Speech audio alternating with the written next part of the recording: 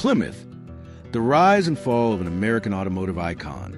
Brought to you by Untold Facts from Morale Edutech. Between 1928 and 2001, Plymouth cars established themselves as iconic American vehicles.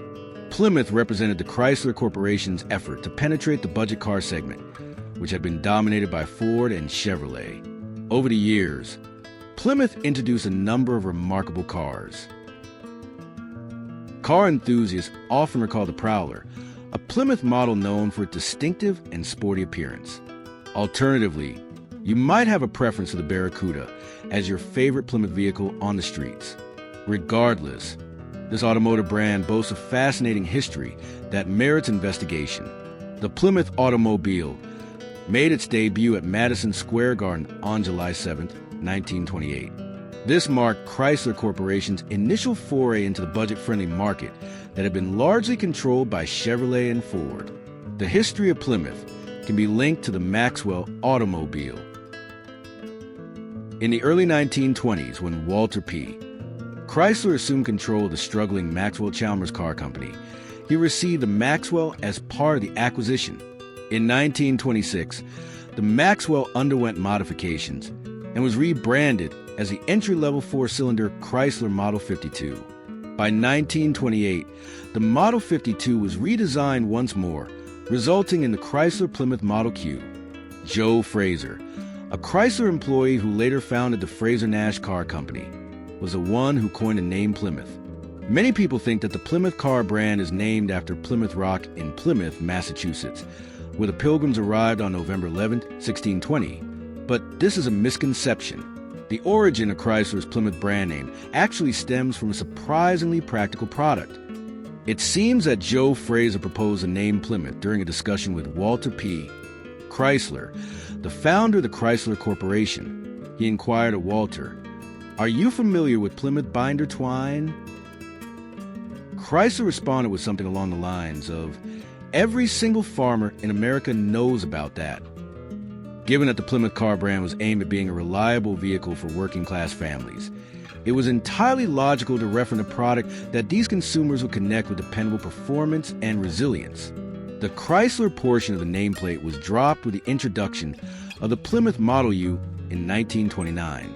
During this challenging time of Great Depression for the automotive industry, Plymouth sales stood out as a positive aspect, and by 1931, Plymouth had climbed to the third position in overall car sales. In that same year, with the launch of the Model PA, the company unveiled floating power and proudly claimed the smoothness of an 8, the economy of a 4. New 1933 Plymouth PC, introduced on November 17, 1932. It had been the Plymouth 6 at the introduction and was sold through to the end of 1933. For much of its life, Plymouth was one of the top-selling American automobile brands. It, together with Chevrolet and Ford, was commonly referred to as the low-price 3 Marques in the American market. Introduced in 1935, the Plymouth Model PJ was a true sleeper. Its newly designed X-frame chassis provided a more stable ride and enhanced weight distribution. The engine received a redesign for increased power and significantly better cooling, paired with a fully synchronized gearbox. The PJ represented a substantial improvement over its predecessors and featured a more streamlined body that marked the onset of aerodynamic design. 1957 Plymouth Fury, a high-performance model with bold tail fins, became iconic. Valiant in 1960, a compact model introduced to compete with imports and Ford's Falcon. Barracuda in 1964, one of the first American pony cars, beating the Ford Mustang to market by 2 weeks. Roadrunner, 1968 affordable muscle car with cartoon branding. GTX, Duster, and Superbird, 1970. The Superbird was a NASCAR homologation special with a massive rear wing and aerodynamic nose cone, built to dominate the track. The Plymouth Barracuda was introduced in 1964, but it was no joke. It was a sporty derivative of the tried and true Valiant compact sedan. The distinctive Plymouth Prowler Roadster, Plymouth Laser Coupe, Plymouth Breeze, and Plymouth Neon all premiered in the 1990s.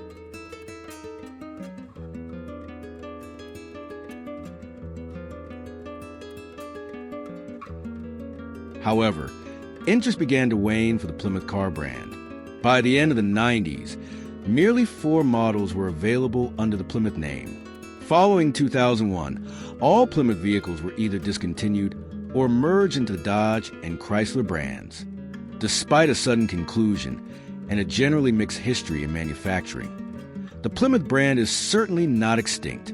It continues to thrive in the hearts, minds, and garages of automotive enthusiasts nationwide as they reflect on cherished moments spent driving and create new experiences by showcasing their classic Plymouths at car shows. After all, Plymouth was initially envisioned as a car brand for the masses, designed to provide those who typically could not afford a vehicle with the chance to partake in the privilege of car ownership. What Plymouth embodies is largely missing from today's automotive market, which makes it even more important to honor the legacy we were gifted more than a century ago. Thanks for viewing this presentation. Please share and subscribe.